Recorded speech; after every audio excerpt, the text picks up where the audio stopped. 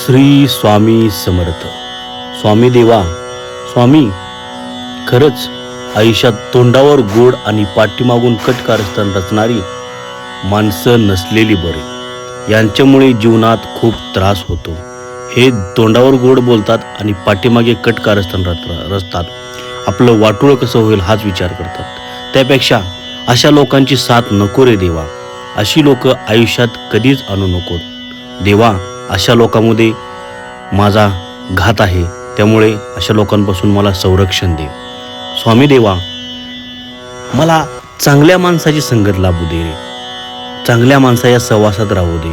मी त्यासाठी प्रयत्न करतो. या चांगल्या माणसा गेल्यामुळे मला तुझ्यापासून कोणी दूर करू शकत नाही. तुझ्याजवळ जास्तीत जास्त येण्याचा माझा प्रयत्न असतो. त्यामुळे सत्संगती मला घडू दे. हीच माझी तुझ्या चरणी फक्त प्रार्थना आहे देवा. स्वामी देवा, अरे जिंकल्यावर कौतुकाच्या नावाखाली श्रेय घेणारे भरपूर आहेत रे, पण लढताना साथ देणारी माणसं दे. बघ देवा, आता अनेक जण प्रयत्न करतात, मी प्रयत्न करतो.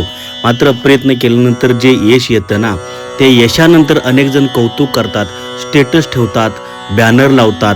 मात्र त्याच्या नावाखाली ते त्यांचा स्वतःचा प्रचार करतात. आम्ही किती मोठे आहोत, आम्ही किती यांना सपोर्ट करतो, असं ते दाखवण्याचा प्रयत्न करतात. पण देवा, त्याच्या अगोदर जो यश मिळवतो, मी यश मिळवेल. त्या लढताना मी जे प्रयत्न केलेले आहेत, ते लढताना वेळीच मला कोणीही सहकार्य केलेलं नसतं देवा. किंवा एखादा विद्यार्थी MPSC UPSC मध्ये जर पास झाला तर त्याचं कौतुक करणारे, बॅनर लावणारे खूप असतात.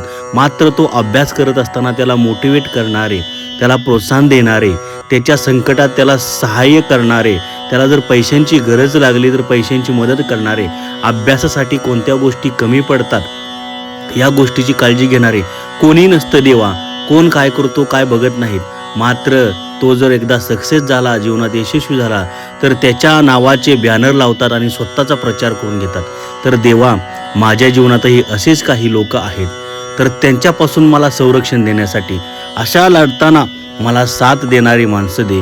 त्यामुळे मी आणखी पुढच्या तुझ्या कृपेने देवा आणखी चांगल्या पद्धतीने मी यश मिळवेन.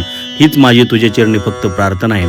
त्यामुळे लढताना मला यश साथ देणारी माणसं दे. कारण श्रेय घेणारी माणसं फक्त क्षणभंगूर असतात. ते माझ्या जीवनात साथ देत नाहीत. मात्र लढताना साथ देणारे, जसं डोंगर तारण्यासाठी कृष्णाला अनेकांनी साथ दिली, तशा पद्धतीने साथ देणारे माणसं माझ्या जीवनात देवा दे. स्वामी देवा, ही तुझ्या चरणी प्रार्थना आहे की बघ देवा, माझ्या आता आजूबाजूला खूप सारे लोक आहेत आणि देवा माझे शत्रू आहेत. ते शत्रू आहेत आणि ते कूटनीती करतात. त्यामुळे त्यांच्या कूटनीतीला सामोरे जाण्याची माझ्यात देवा शक्ती दे. ते प्रत्येक क्षणी देवा माझ्या प्रत्येक पावलात कूटनीती करण्याचा प्रयत्न करतात, मला खाली खेचण्याचा प्रयत्न करतात. तर त्यांच्या कूटनीतीला मी सामोर जाण्यास तयार आहे. कारण मला देवा माहीत आहे तू माझ्यासोबत आहे आणि तू असल्यामुळे मला कोणत्याही गोष्टीची भीती नाही. मी आणखी कणकर होऊन, आणखी स्ट्रॉंग होऊन, आणखी मजबूत होऊन, आणखी सामर्थ्यवान होऊन त्या प्रत्येक संकटाशी, प्रत्येक कूटनीतीला मी लढण्यासाठी तयार आहे.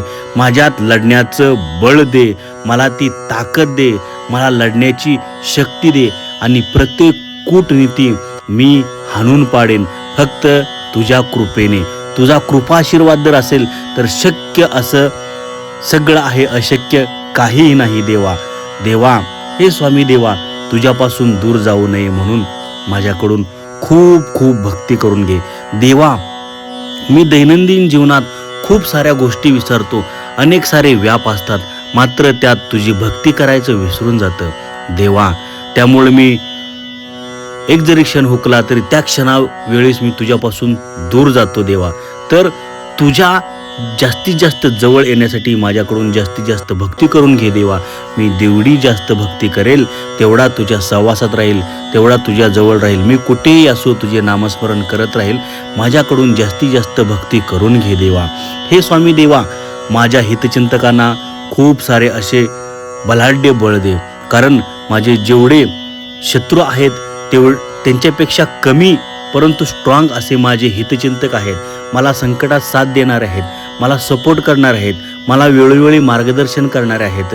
तुझ्यापासून दूर जाऊ नये, भक्ती कशी करावी हे सांगणारे सुद्धा खूप सारे माझे हितचिंतक आहेत. माझं कल्याण कसं व्हावं हे माझे हितचिंतक आहेत. त्यामुळे कूटनीती करणाऱ्यापेक्षा हितचिंतक माझे चांगले आहेत. त्यांना माझा सहवास लाभावा, त्यांच्यामुळे माझं कल्याण होवं आणि मला साथ मिळावं, यासाठी माझ्या हितचिंतकांना खूप सारं बळ दे, जेणेकरून ते मला आणखी साथ देतील. हे स्वामी देवा, माझ्या भोवती फिरणाऱ्या वाईट शक्तीचा तू नाश कर. मी ज्यावेळेस घरात असतो त्यावेळेस माझ्या घराच्या आजूबाजूला अनेक वाईट शक्ती फिरतात. अनेक माझे शत्रू आहेत, ते माझ्या घरावर असा आघात करण्याचा प्रयत्न करतात. मी घरातून बाहेर पडलो तर अनेक लोक माझ्या वाईटाचा विचार करतात. म्हणजे प्रत्येक पावलागणीस माझ्या बरोबर वाईट शक्ती आहेत, आसपास वाईट शक्ती फिरतात.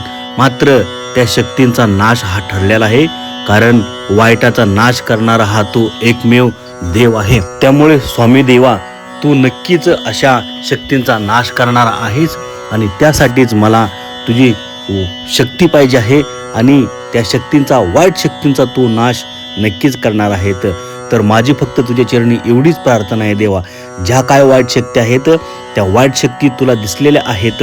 माझ्या बरोबर ज्या काय माझ्या क्षणोक्षणी किंवा माझ्या आसपास ज्या वाईट शक्ती आहेत त्याचा तू नाश नक्की करणार आहेत देवा. बाकी काही नको मला, तुझ्या कृपेने सगळं मिळालेलं आहे. फक्त अशा लोकांपासून माझं रक्षण कर, मला शक्ती दे, ताकद दे. मी तुझा आयुष्यभर ऋणी आहे, तुझं ऋण फेडू शकत नाही. श्री स्वामी समर्थ.